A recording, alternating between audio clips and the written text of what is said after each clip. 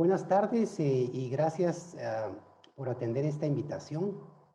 El documento que se presenta hoy lo hemos preparado con el colega Jerónimo pensando en que sus contenidos sean accesibles para el lector y ayuden a clarificar primero ideas y después acciones acerca de la gestión del riesgo. No por ello hemos dejado de lado el rigor conceptual y el esmero en la gestión de los mejores datos posibles. La idea de esta presentación es facilitar una inducción a la lectura del documento. Con la siguiente diapositiva voy al grano y empiezo diciendo que el documento está basado en la combinación de dos marcos analíticos. El primero es el marco del sistema socioecológico. Este marco apuntala el desarrollo sostenible desde la lógica sistémica. Y el segundo es el marco de la gestión del riesgo, que en esencia se sustenta en el análisis de la vulnerabilidad y de las amenazas. Los marcos analíticos siempre tienen bases teórico-conceptuales que trascienden cuando el conocimiento que generan y promueven es capaz de transformar realidades.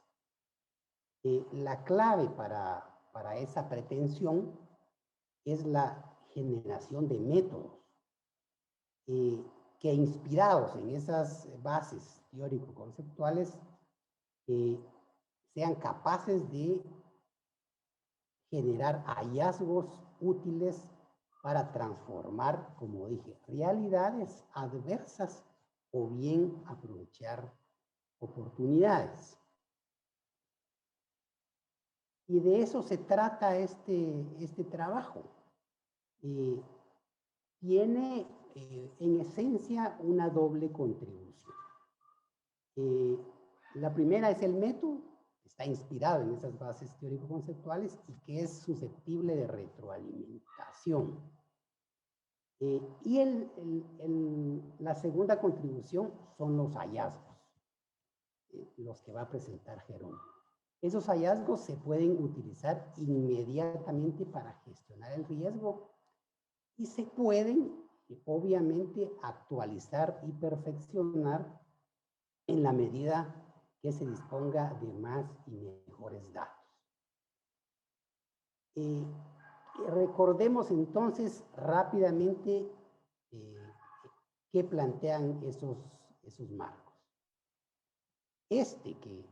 Este marco del sistema socioecológico plantea que el desarrollo o el bienestar surge del mejoramiento cuantitativo y cualitativo de esas cuatro dimensiones: la política institucional, la económica, la sociocultural y la ambiental.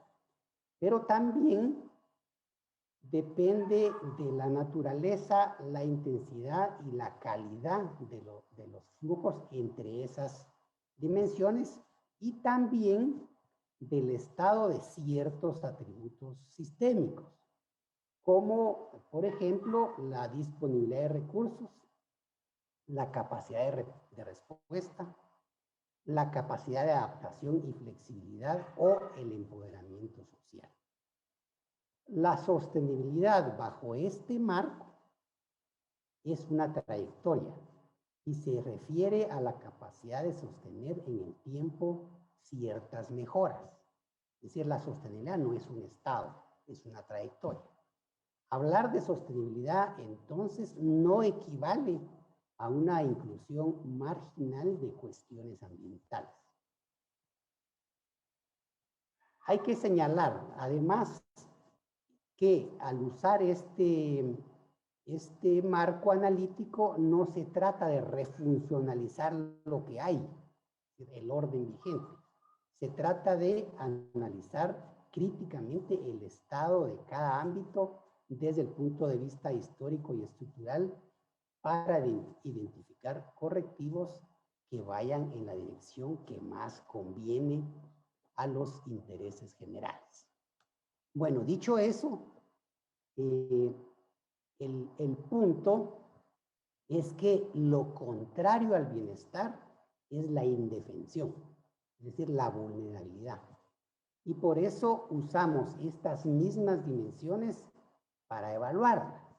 En la medida que indicadores seleccionados exhiban un pobre desempeño, el bienestar es menor. Es decir, la vulnerabilidad es mayor. Por su lado, la gestión del riesgo en una exposición exageradamente sumaria, diríamos que se basa, como dije antes, en el análisis de la vulnerabilidad y las amenazas. Sobre la vulnerabilidad solamente agregaré que es interna al sistema de referencia, es decir, construida en el caso del sistema país, construida socialmente. Pues como vimos en el marco anterior, depende de las relaciones entre diferentes ámbitos dinámicos. Así que esta sin duda se puede gestionar sistemática y proactivamente para disminuirla. En el documento nos referimos entonces a la vulnerabilidad derivada de los 4 subsistemas: el político institucional, el natural, el económico y el sociocultural. Las amenazas, por su lado, son mixtas, digamos, pueden ser externas e internas. Generalmente son externas, y en el caso del trabajo que nos ocupa, ya que hicimos énfasis en las amenazas climáticas, pues podríamos señalar con bastante explicitez que son externas. También pueden ser antropogénicas. Un ejemplo de amenaza, digamos, interna antropogénica es un poder desproporcionado que captura o acapara en su favor, afectando el bien general, como lo que sucede, por ejemplo, con el agua. El riesgo, en consecuencia, se refiere a un estado latente, asociado a ciertos niveles de vulnerabilidad y a un conjunto de amenazas susceptibles de consumarse. Construimos riesgo permanentemente en la medida que se profundiza la vulnerabilidad o en la medida en que nos exponemos a distorsiones globales, el cambio climático, por ejemplo, cuyas expresiones tienen ocurrencia global, como en este caso. El riesgo en Guatemala es extensivo, es decir, tiene una presencia geográfica muy amplia. El desenlace del riesgo siempre es un desastre cuya magnitud depende del grado de la amenaza que ya se ha consumado y del grado de indefensión o vulnerabilidad presente en el sistema de referencia. Pero el riesgo es manejable y la mejor forma de hacerlo es disminuyendo la vulnerabilidad y desarrollando una formidable capacidad de manejo de las amenazas. Por ejemplo, evitando la exposición o gestionando los conocidos sistemas de alerta temprana. Ojalá con enfoque territorial, pues es en los territorios donde tienen lugar los desenlaces desastrosos. Finalmente, el esquema de esta lámina muestra la integración de ambos marcos analíticos. Del lado izquierdo, la aproximación a la vulnerabilidad conforme a las dimensiones del sistema socioecológico. Del lado derecho, las amenazas. Como dije, aquí en este trabajo solamente hemos analizado las amenazas climáticas. Y al centro, el riesgo latente, cuyo desenlace se expresa, como ya dije también, en un desastre. Como indiqué también,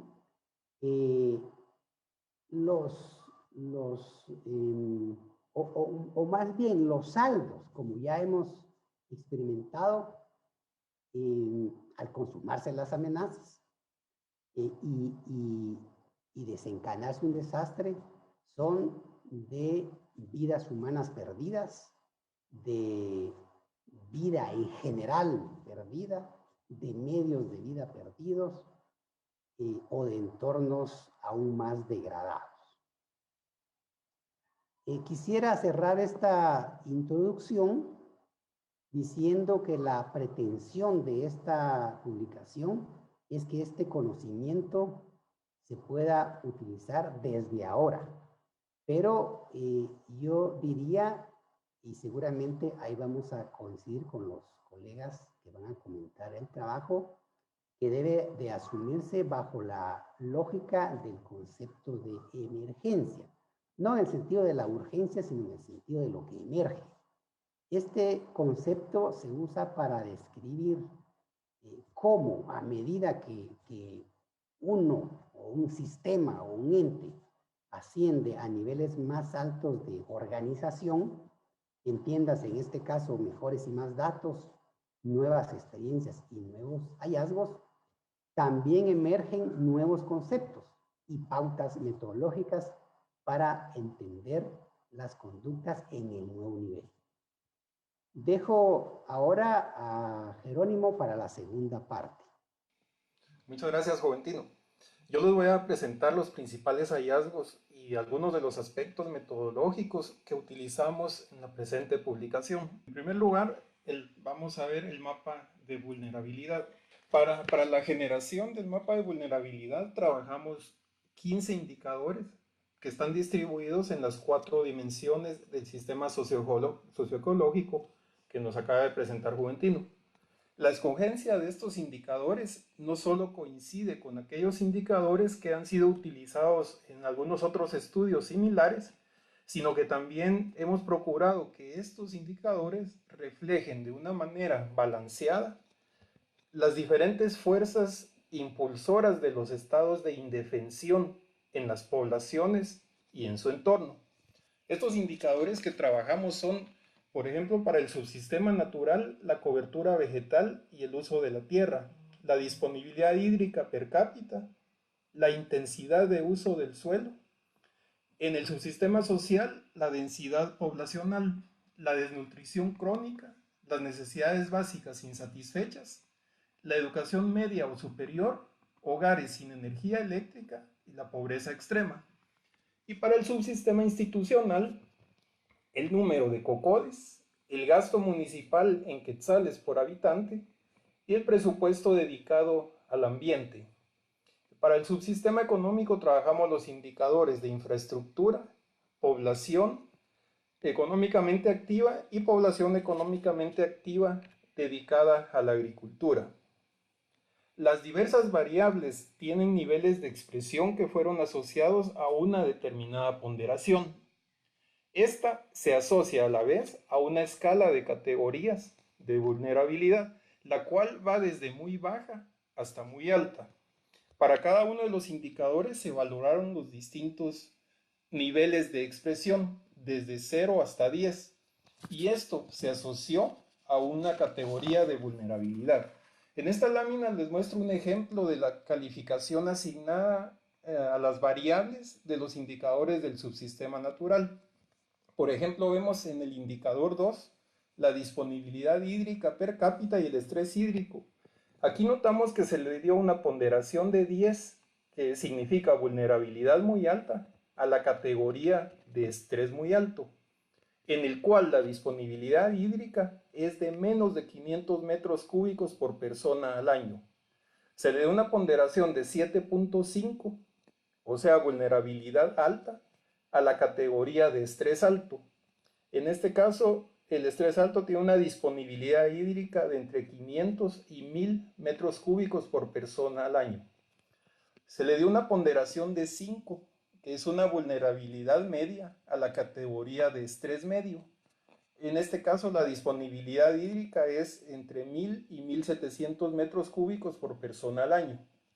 Y por último, se le dio una ponderación de 0, o sea, una vulnerabilidad muy baja a la categoría de estrés muy bajo, que tiene una disponibilidad hídrica de más de 1700 metros cúbicos por persona al año.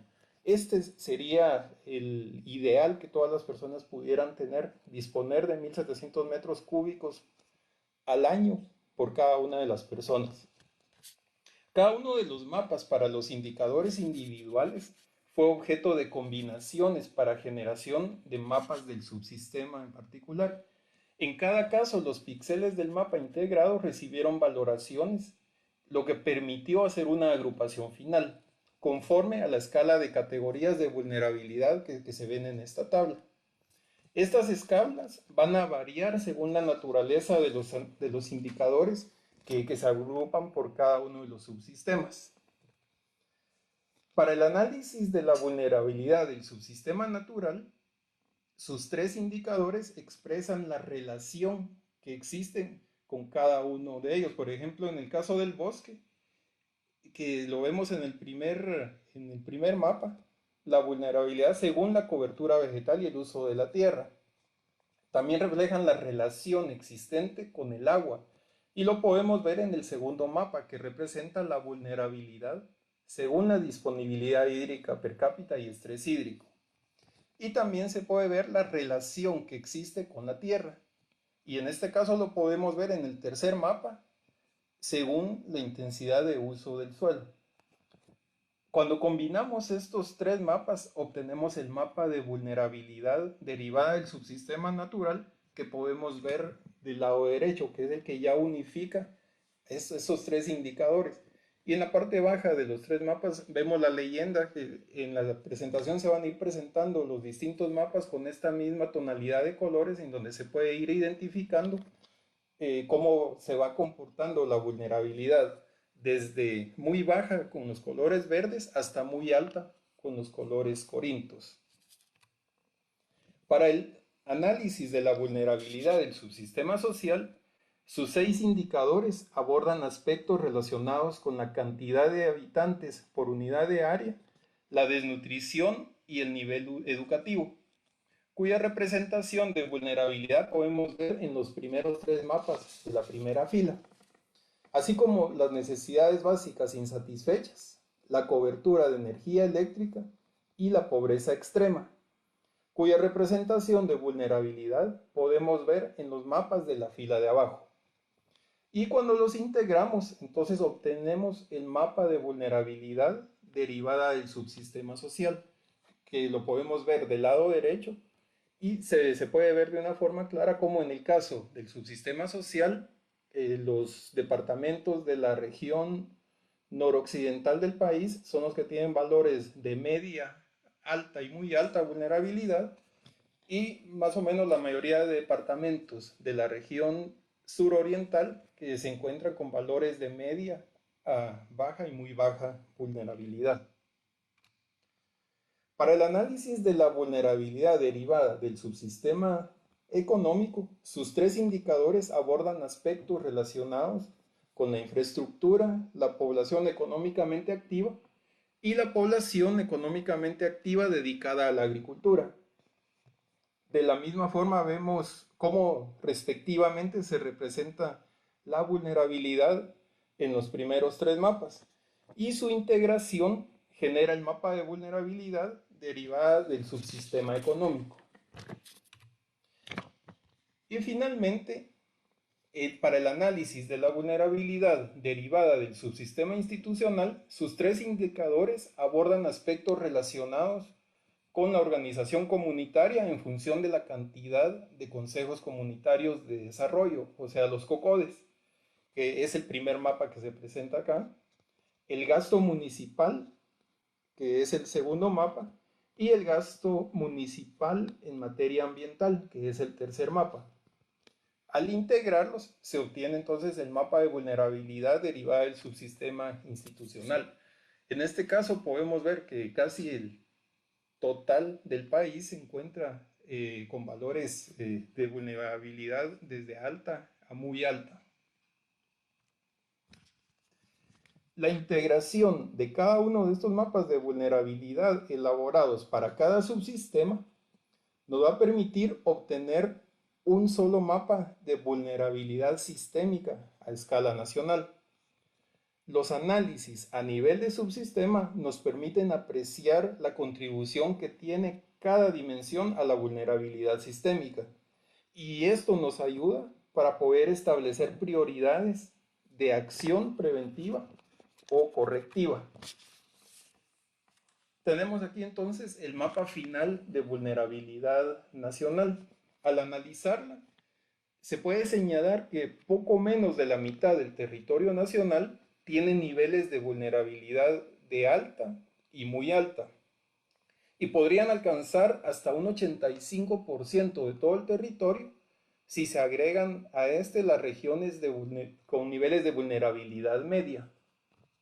El subsistema institucional es el de mayor peso, como pudimos ver en la lámina anterior, pues la mayor parte del territorio exhibe niveles de vulnerabilidad muy alta, siendo los indicadores de organización y de inversión municipal por persona los más determinantes para influir en esto.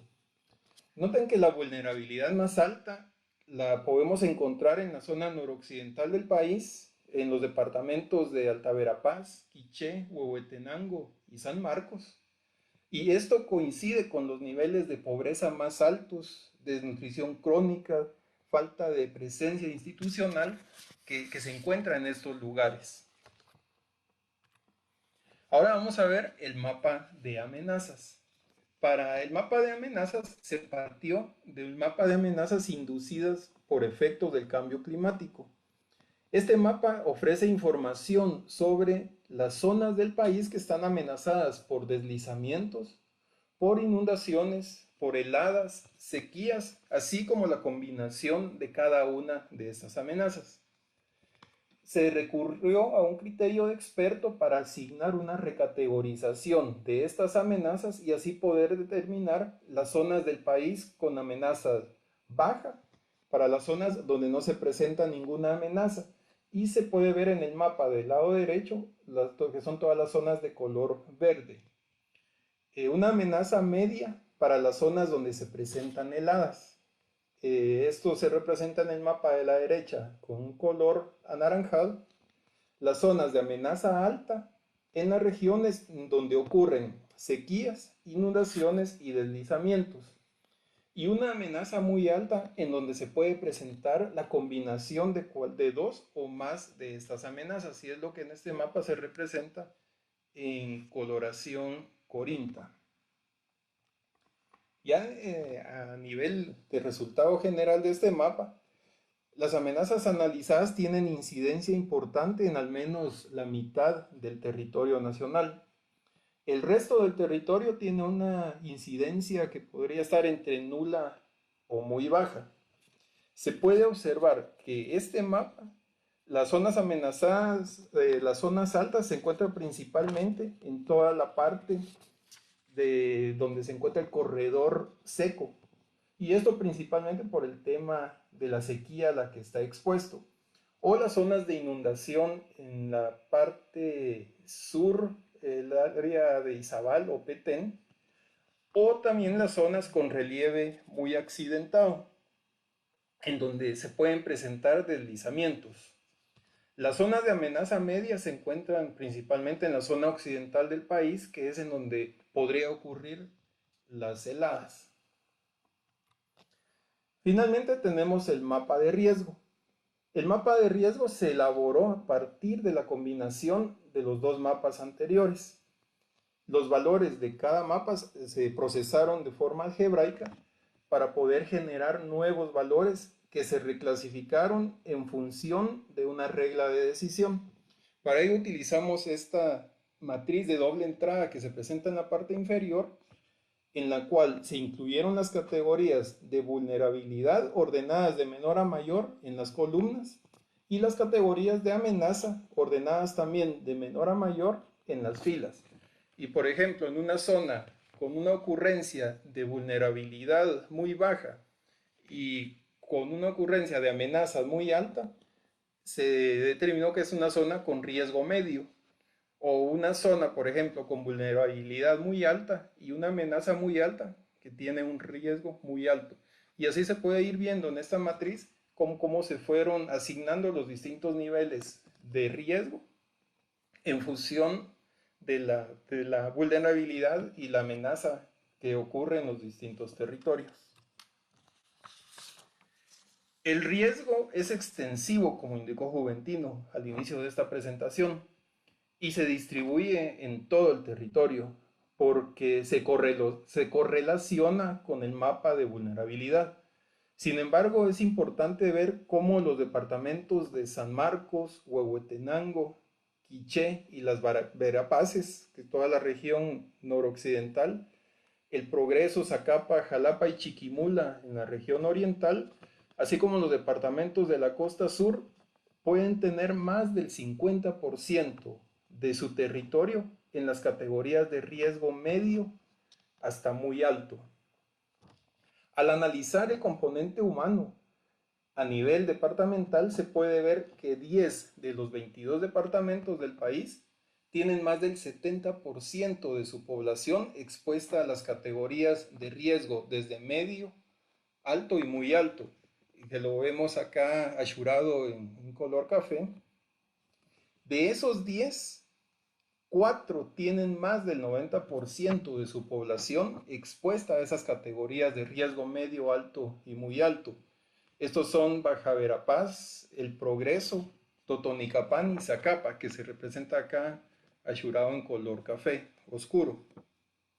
Tan solo 5 departamentos tienen más del 50% de su población dentro de las categorías de riesgo muy bajo y bajo. Estos son Chimaltenango, Guatemala, Quetzaltenango, Zacatepeques y Suchitepeques. A manera de conclusión, podríamos decir que esta propuesta que estamos presentando nos indica que los hallazgos van en la dirección correcta. Es decir, la síntesis que muestran los mapas se corresponde con la realidad, los términos de vulnerabilidad y riesgo. Además, a escala nacional es consistente la modelación de las amenazas en algunos hechos ya consumados. Sobre esta base, lo más importante, sin embargo, es que los fundamentos conceptuales y metodológicos utilizados son susceptibles de aplicación a nivel local, municipal o departamental, para que se generen mapas de vulnerabilidad, amenaza y riesgo y metodologías de análisis a un nivel local, que es el paso más importante. Ahora, ya que a ese nivel es donde la vulnerabilidad va a adquirir manifestaciones concretas. Muchas gracias por su atención.